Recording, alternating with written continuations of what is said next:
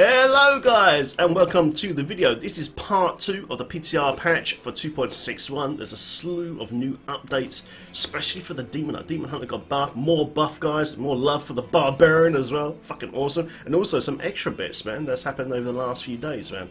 So let me quickly some of this coffee and we'll go through these quick notes quickly. Breakfast of Champion, boys and girls. Right, let's have a look. Monked.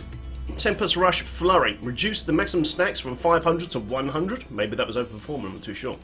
But it's been reduced.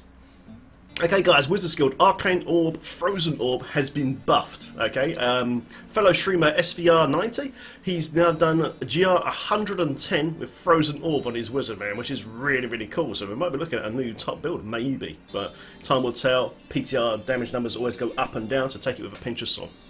Create a Frozen Orb of Death that shreds an area with Ice Bolts, dealing now from 393 to 950% weapon damage as Cold Man. And I was watching him do this, and it does some serious damage now. It's really sweet.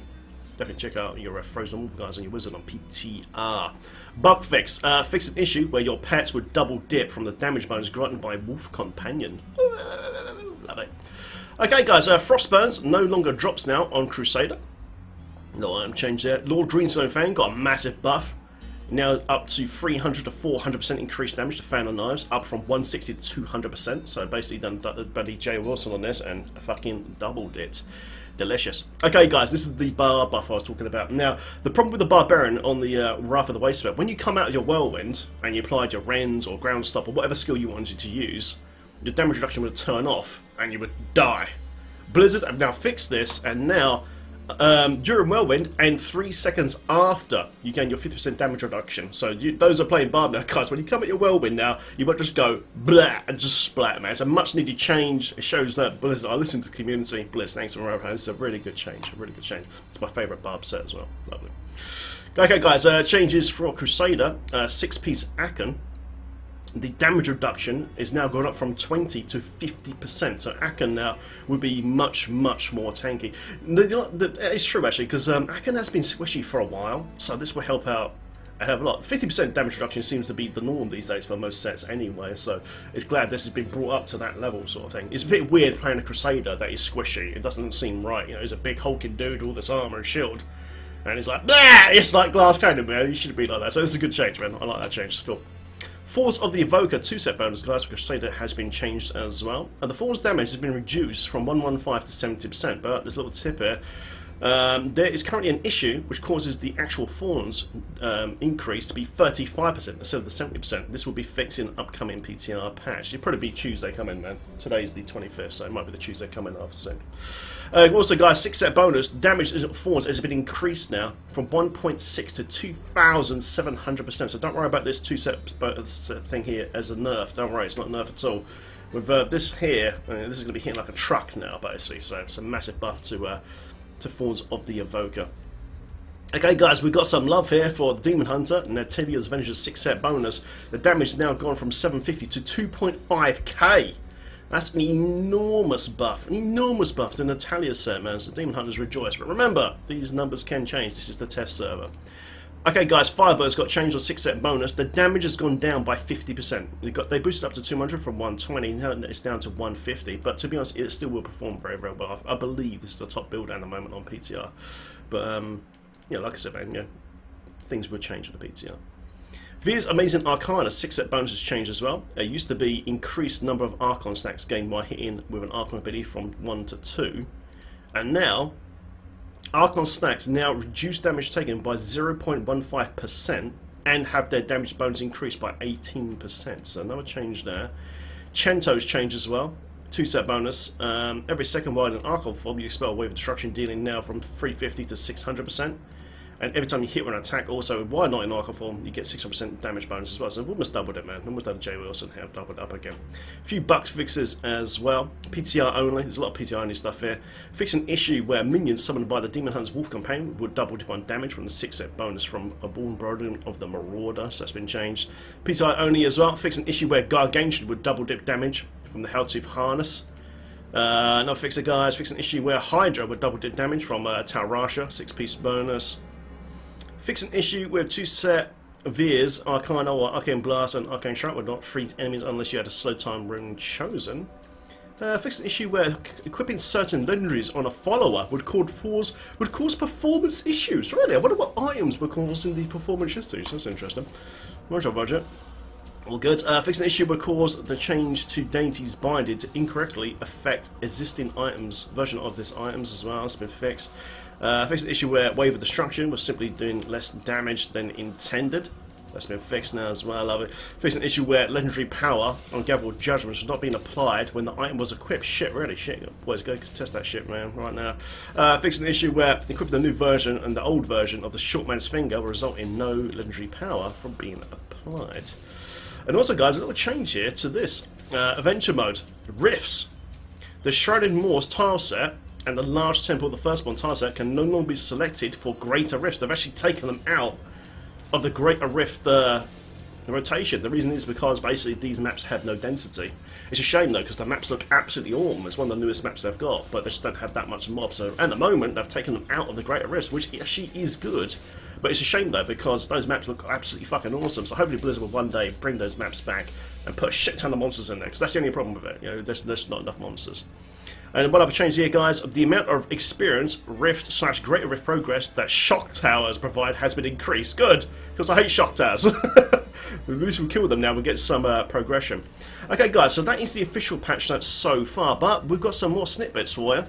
Okay, remember Don Vu? Don Vu, man, he was on Legion. He's now come back to Diablo by the looks of it, and he's been answering questions on the forums regarding the feedback, guys, and all this sort, man. So listen to this, Don Vu. Hey, guys. Thanks for the great discussion. I want to give you a heads up that in the next PTR patch, currently scheduled for next Tuesday, subject to change, we're fixing an issue with Battle Rage Bloodshed, where the damage was not correctly scaling with the proc coefficient of the skill, and that was procking the crit.